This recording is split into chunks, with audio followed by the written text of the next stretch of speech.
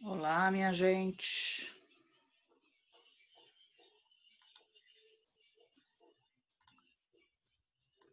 Estou aqui inaugurando um novo espaço do Morada, que acho que vai ser bem interessante, que eu vou chamar de leituras afins, né? Que é um pouco discutir com vocês, né? E ler alguns trechos de alguns textos afins. Então, desde textos de filosofia, textos literários, coisas que nos interessam, né? E que de alguma maneira nos permitem avançar nessa discussão, né? Tão interessante, né? Sobre a vida, né? Então é um espaço aberto de leitura compartilhada e comentada, propiciada aí pelo, né, pelo nosso canal Morada Acadêmica. Eu começo a ler com vocês um texto que me incentivou por muito tempo a entender, né, a fenomenologia, que é O Meu Caminho na Fenomenologia, de Martin Heidegger. É um texto que ele escreve de punho próprio, contando, né, como ele adentra a fenomenologia e com isso, então, né, as influências que ele vai também encontrar nesse percurso, com, por exemplo, Franz Brentano, Russell. Então, vamos ler, né? E é um texto que você acha facilmente em PDF na internet, então até por isso acho que a gente inaugura o nosso Leituras Afins 1, né? Com um texto que tem aí essa facilitação. E também está aí na tela, acho que vocês podem, conjuntamente comigo, né? Participar dessa leitura. Então, o meu caminho na fenomenologia. O meu percurso universitário começou no inverno de 1909, 1910, na Faculdade de Teologia da Universidade de Freiburg. É muito interessante, porque o Heidegger ele tem uma conexão teológica muito grande, né? Família muito religiosa, né? Aliás, o apelido de Heidegger é pastor do ser, e tem a ver com essa sua história também, né? De certa maneira. Aliás, isso é muito comum naquele momento, o Nietzsche, você tem outros pensadores que sempre tiveram, né, essa conexão com a teologia alemã. Isso é muito forte na história da Alemanha e das universidades alemãs, que muitas foram fundadas, né, por movimentos teológicos, por exemplo, do protestantismo, do pietismo. Então, é interessante porque aqui a gente já percebe essa clara influência, né? Então, vamos lá. Porém, o trabalho central, dedicado à teologia, deixava espaço suficiente para a filosofia, né? Também contemplada num plano de estudos.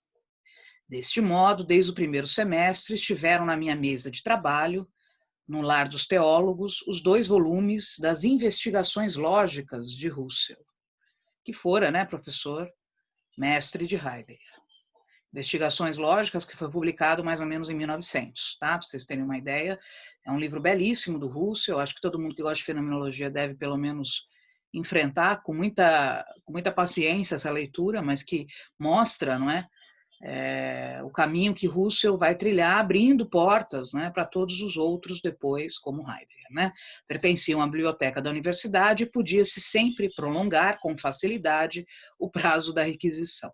A obra era manifestamente pouco solicitada pelos estudantes, ou seja, era algo desconhecido, né?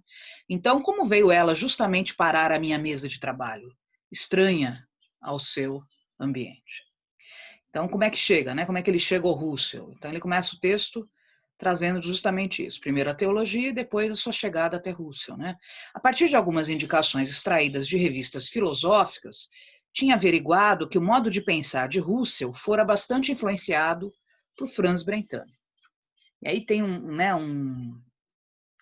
uma influência de Heidegger muito presente, aliás, o Franz Brentano muito presente em Russell também, né?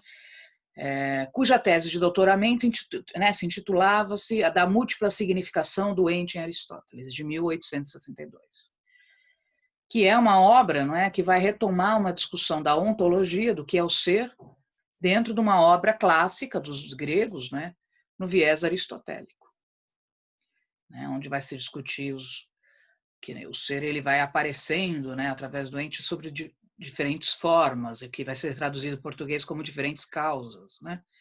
Então, tinha sido justamente desde 1907, né, o guia e o critério das minhas primeiras e desajeitadas tentativas de penetrar na filosofia, né? Então,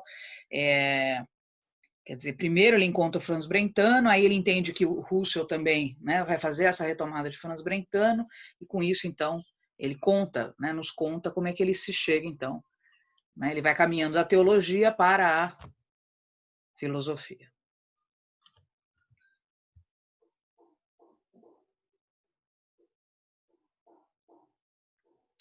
Eu esperava das investigações lógicas de Husserl, né, um esclarecimento decisivo para as questões que me suscitaram a dissertação de Brentano. Né? A leitura de Brentano é muito difícil. Né? Eu estudei um pouco, mas fui pegando leitores colaterais. Né? É uma leitura muito difícil, porque o Brentano refaz um caminho do pensamento medieval também, né? Do tomismo, então é complicado, não é uma leitura simplória, não. Porém, os meus esforços eram em vãos, quer dizer, ele achou, né, que lendo Husserl ele entenderia melhor o Brentano, né? Uma vez que, como só muito mais tarde me haveria de dar conta, eu não procurava na direção certa. De qualquer forma, sentia-me tão impressionado pela obra de Husserl, né, que continuei a lê-la uma e outra vez nos anos seguintes, sem chegar a alcançar uma noção suficiente daquilo que tão fortemente me prendia a ela. Aqui tem uma coisa muito interessante, né, que isso eu me identifico enormemente. Muitas leituras, inclusive em filosofia, que a gente não tem, às vezes, a elucidação completa, né, a logicidade e vamos dizer, uma tradução lógica, né, do pensamento conceitual, mas aquela obra te prende enormemente. Inclusive, do ponto de vista literário, né, textos como Água Viva, de Clarice Lispector, que são difíceis, né? Não é uma obra para ser entendida, é uma obra para ser sentida, né? E o Heidegger vai dizer isso aqui, quer dizer que a obra de Husserl, né, para ele era uma obra difícil, que ele começa a ler Husserl para tentar entender melhor o Brentano, mas no final o que acaba acontecendo é que ele se embrenha com outro mistério, que é o próprio Husserl, né, que ele também não consegue desvendar. Então, é interessante para nós, porque, né, às vezes você olha um Heidegger, que parece quase um ser imortal, né? Como é que esses caras, ele também está dizendo ali, né? Quer dizer, que ele não consegue alcançar a noção suficiente daquilo que prende-se, né? Que nos prende às obras, né? O encanto que emanava da obra, olha lá, para mim, né, era tão grande que incluía o aspecto superior e a página do título. E aí essa coisa do próprio encantamento com o livro, né, que para mim também é essa materialidade, essa atmosfera que o livro, inclusive, né, o livro quanto matéria nos proporciona aí, né? Desta, que aparece hoje aos meus olhos, tal como então, ressaltava-se o nome da editorial Max Niemeyer. Né? O nome da editora figurava, naquele momento era um nome de bastante peso, né? Que figurava junto a outro nome estranho para mim, Fenomenologia, que surgira então como um subtítulo do segundo volume. Então, ele vai contando esse encantamento que ele vai tendo, não é, com a obra de Husserl, ao mesmo tempo com a própria materialidade dessa obra, né? E aí a temática, né, que é a fenomenologia, que naquele momento, para Heidegger, era o inaudito. Né?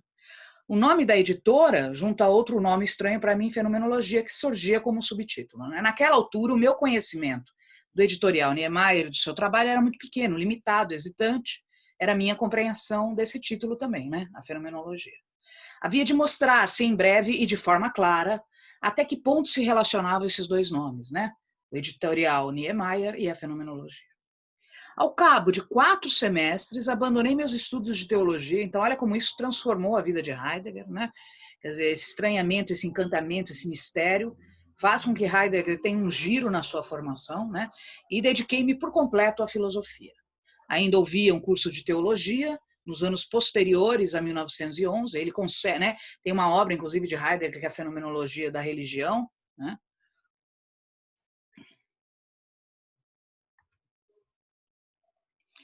que às vezes não fica, né,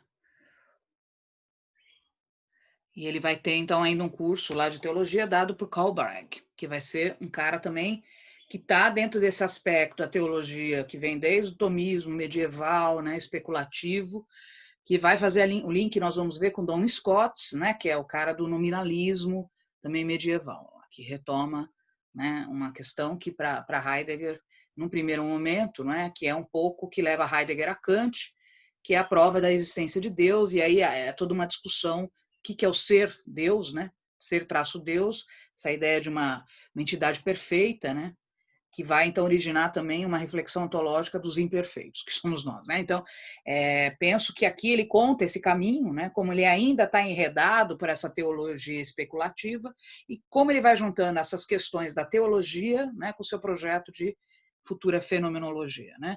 O que me determinou a seguir nessa direção foi o meu interesse pela teologia especulativa e, sobretudo, a forma penetrante de pensar do referido professor, né? O Karl Barth. Foi por ele que ouvi falar pela primeira vez, durante alguns passeios que demos em conjunto, né, da importância de Schelling e de Hegel para essa teologia especulativa. Nomes muito importantes naquela época, né? O Schelling é chamado pai de uma filosofia mais romântica, do projeto de uma filosofia que trabalha com teoria de valores, né? E o Hegel, que é um monstro da teoria da filosofia moderna, né? Do espírito do tempo e tudo mais, né? Por contraste com o sistema da escolástica. Então, aí ele conta como ele vai saindo de uma visão, né, mais doutrinária escolástica, medieval, e vai alcançando os autores modernos, o Schelling e o Hegel, né? E foi assim que entrou no horizonte das minhas pesquisas a tensão, né, entre a ontologia, que é a filosofia, né, e a teologia especulativa enquanto cimentação dessa metafísica, né, de pensar o além-homem, né, de pensar as questões do ser. Muito interessante, né? Porque ele conta como isso não foi tranquilo, né? Essa passagem, e acho que de fato o Heidegger nunca abandonou de certa maneira, né? Esse pastor do ser, quer dizer, essas indagações de alguma maneira ainda estavam nesse Heidegger, mesmo nas suas viragens, né? Durante uns tempos esse tema foi ofuscado, né? Para um segundo plano, relativamente ao do seminário dado por Heinrich Heidegger, que tratava os dois trabalhos do seu aluno Emil Lesk, tombado como simples soldado raso na frente da Galícia em 1915. Né? Aí ele vai contando, né, os textos que ele, né, os cursos que ele fez, como esses que eles estão aqui no Objeto do Conhecimento, Introdução à Filosofia Transcendental, Doutrina do Juízo, não é? E que, de alguma maneira, ele vai vendo que em todos esses trabalhos houve uma influência das investigações lógicas de Husserl. Né? Essa circunstância, olha que interessante, forçou-me novamente a estudar mais a fundo a obra de Husserl. Né? Então parece que ele dá um giro, né? Até para resolver uma questão pessoalizada dessa contradição dele, de uma forte tradição teológica, que tem a questão da família, inclusive, né? Mas, acima de tudo, como ele vai, né, retomando, chegando na filosofia de novo, com a indagação sobre Husserl. Né? Mas também este novo arranque, né, seria insuficiente, por eu não ter ainda superado as dificuldades fundamentais. Né? Tratava-se ainda da mesma pergunta. O que é fenomenologia? Inquietante pergunta. Né? Que, nesse primeiro momento, né, continha uma descrição dos atos da consciência essenciais para a edificação do conhecimento. Então, aí se apresenta para o Heidegger, não é? Essa questão de que a fenomenologia está vinculada com o ato de consciência. Ele vai, obviamente, chegar na consciência intencional, né, que está em Husserl, mas que também está em Brentano e que também estavam em alguns escolásticos. Então, todo este caminho é retomado, e daí, né, também porque Husserl eu acho que o incomoda tanto nesse sentido. Né? Portanto, apesar de tudo, parecia ser uma psicologia. Né? A psicologia, então, como uma possibilidade de pensar esses atos de consciência fundamental, intencional, pré-reflexiva. Mas nós vamos ver, não é, que não é essa psicologia do Wundt, do Segal, eles estão falando de uma perspectiva nova aí, né, que seria o projeto de psicologia descritiva lá de Brentano. Né? Se não, qual seria a razão, né, da quinta investigação, ou seja, sobre o significado da delimitação brentaniana dos fenômenos psíquicos? Quer dizer, ele está citando, né, um dos capítulos do livro do Husserl, dizendo, olha, o Husserl, para explicar a consciência e os fenômenos psíquicos, vai buscar, né, uma fronteira, um limite brentaniano para poder repor essa questão. Né? Por conseguinte, Husserl retrocedia com a sua descrição fenomenológica dos fenômenos da consciência a uma posição muitas vezes psicologista. Né? Ou seja, isso nós vamos ver que é uma das críticas que o próprio Heidegger vai fazer ao seu mestre. Né? O Heidegger, ao longo da leitura do Husserl, o entendimento de Husserl, ele vai também dizendo que muitas vezes Husserl perdeu, né, a tonalização ali, de alguma maneira, então, ele, né, foi tomado por uma postura, muitas vezes caindo para um psicologismo, mesmo quando ele critica. Né, quer dizer, quando ele vai falar do sujeito transcendental. Então, ele, de alguma maneira, o próprio Heidegger vai criticar o Husserl dizendo que é muito perigoso esse limiar onde o Husserl se coloca, né? Porque precisa elucidar muito o que é essa consciência intencional, porque senão você cai, inclusive semanticamente, nesse universo de uma psicologia, né, do ponto de vista da visão deles, reducionista, materialista, mecanicista, né? Quer dizer, desumanizador, inclusive. Tá? Se, no entanto, não se podia imputar à obra de Husserl um erro tão grosseiro, quer dizer, essa contradição que está ali, né? Aqui corresponderia, então, essa descrição fenomenológica dos atos da consciência. Então, percebe, ele já está indo além da primeira pergunta, do que era a fenomenologia. Né? Ele já percebe que é um caminho, é uma descrição dos atos da consciência. Né? O que seria, então, próprio dessa fenomenologia, se ela não era nem lógica, nem psicologia? Né? Quer dizer, então, se ela não é esse psicologismo, né, e ela também não é só algo que está preso numa lógica aritmética, geométrica, como o Husserl vai nos dizer, o que é isto? Né? Revelar-se-ia aqui uma disciplina filosófica fundamental, totalmente nova, e, além disso, uma disciplina de mérito e preeminência próprios. Né? Perguntas, né? Será que, então, a gente inaugura algo? Né? Eu não era, então, capaz de encontrar a solução adequada a essas questões. E nem sequer consegui captá-las com precisão com o que eu estou agora a fazer. Né? Esse texto ele foi escrito depois de quase 20 anos, depois de tudo isso. Né? Eis que o ano de 1913, e aí é muito interessante, né, me trouxe uma resposta. Na editora Niemeyer, né, que a gente já citou lá atrás, começava então a aparecer o Anuário de Filosofia de Investigação Fenomenológica, editado por Husserl. Quer dizer, ele vai reencontrar o Husserl, quase é como se fosse uma revista que era publicada naquele tempo pela Niemeyer. E nesse anuário, que eram como se fossem as revistas acadêmicas hoje, muito vagamente, ele reencontra as obras de Husserl, os textos de Husserl. Né? O primeiro volume vai ser inaugurado com um tratado de Husserl, cujo título por si só, olha lá que interessante, né, já era indicador das características e do alcance da fenomenologia. Né? Ideias relativas a uma fenomenologia pura e uma filosofia fenomenológica. Né? Isso vai se transformar num livro, até tenho aqui, li alguns trechos, né? Um livro também duro de ler, um livro que quebra a nossa... a mim sempre o Husserl sempre me incomoda, porque ele tem uma dimensão pré-lógica que a mim muitas vezes me falta, não é? Então talvez eu me identifico um pouco com o Heidegger, porque ele me escapa muitas vezes, né? Mas aí ele começa, né, a partir de 1913, reencontrando Husserl nesse anuário, né? Ele começa a entender melhor a fenomenologia. Ele diz: a fenomenologia pura é a ciência fundamental da filosofia, marcada pelo seu cunho. Pura quer dizer transcendental, né? Ele está aqui já. Mas transcendental supõe alusão à subjetividade do sujeito. Então, olha, aqui o Heidegger já vai dizendo: olha, Husserl, precisa tomar cuidado, porque dependendo da maneira como a gente vai linkando, né, essas ideias conceituais, inclusive no campo etimológico, conceitual e semântico, esses termos vão levando a um lugar perigoso, que é, né, substancializar algo que naquele momento ele não estava tratando desse homem ôntico, né, ele estava tratando de algo que se dá em outro universo. Né?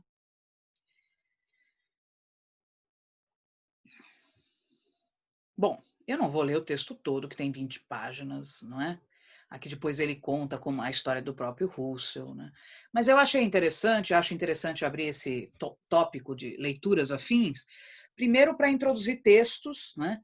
E poder comentá-los brevemente, textos que inclusive já usamos em eventos do Morada Acadêmica, quem participou, um dos primeiros eventos desse ano, que foi sobre os problemas fundamentais da fenomenologia, nós lemos esse texto, nós comentamos esse texto, né?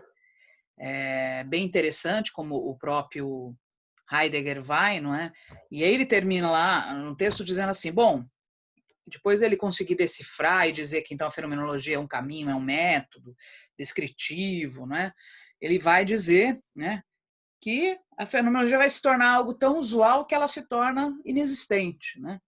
Isso seria o que ele supôs que aconteceria, né? Mas vemos que ainda a fenomenologia está enfrentando como resistência, inclusive, todas as suas questões hoje, né? Então, trouxe hoje para vocês o texto do Meu Caminho na Fenomenologia, leituras afins do Morada Acadêmica, na tentativa de entusiasmar, provocar vocês, não é, a enfrentar textos que podem ser lidos, não é, mesmo por alunos, pesquisadores, pensadores da filosofia, da psicologia e das ciências humanas, tentando, né, acompanhar um pouco a logicidade desses textos, né, e como a gente vai também nos identificando e nos misturando com as obras. Acho que isso é sempre muito interessante, né? E aí eu termino lendo essa parte aqui mais para o final do texto, que ele diz: assim fui levado a caminho da pergunta pelo ser, que é a obra de Heidegger, né? Esclarecido por uma atitude fenomenológica, num sentido renovado e diferente daquele que me guiava, que me inquietava os problemas colocados pela dissertação de Brentano. Porque Brentano é como se ele dissesse, as preocupações ali ficaram muito teóricas, né? Então agora ele entende que a fenomenologia ela está além disso, né? Ela é um posicionamento no mundo, uma postura, né? Uma ocupação. Mas o caminho do questionamento seria mais longo do que eu poderia supor aí, né? Ele já percebe que não é algo simplório, né? Requereria muitas pausas, rodeios e desvios, né? O caminho errático que eu dizia. Aquilo que procurei fazer nas primeiras lições de Freiburg, depois nas de Marburg, não mostra senão esse caminho, né? Também é interessante porque a gente percebe, não é, que não é um caminho tranquilo e que fenomenologia, não é, minha gente? Ela é um caminho errático, porque ela nos provoca em lugares, em formas de pensar e ser e estar no mundo que não são usuais, né? Ela nos provoca a confrontar hoje um discurso tecnicista, né? Então, é um lugar do incômodo. Isso eu sempre falo para os meus alunos em supervisão, em vários momentos, né? Enfim, deixo vocês com este texto maravilhoso de Heidegger, né? Olha lá, quando ele fala, e hoje, o tempo da filosofia fenomenológica parece ter terminado. Tomá-lo como algo do passado, né? Então é interessante porque ele termina o texto falando, né? Ela é a possibilidade do pensar, né? Que indos transforma-se com os tempos e só por isso permanece como tal para corresponder à exigência daquilo que há de pensar-se, né? Então ela abre novos pensamentos, né? Ela abre novas clareiras do pensar. Se assim fosse tomada e conservada, então pode desaparecer enquanto título em favor dessa coisa do pensar, né? Que é estar revelado e perceber, né, que estar revelado continua a ser um grande mistério. Espero que vocês tenham gostado. É uma série nova do Morada. A gente tem o Pílulas Heideggerianas, que tem mobilizado muito as turmas, os pensadores do Morada, e eu fico muito contente. E agora eu trago essa nova série, que é Leituras Afins, do Morada Acadêmico, onde a gente vai ler trechos de textos como este de Martin Heidegger, O Meu Caminho na Fenomenologia. Uma boa semana, leiam um texto quando puderem, que acho que ajuda bastante, não é? Principalmente quem tem aderência à fenomenologia, e acho que é um texto aí que nos ajuda a entender o caminho de um grande pensador, inclusive. Até a próxima, Leituras Afins.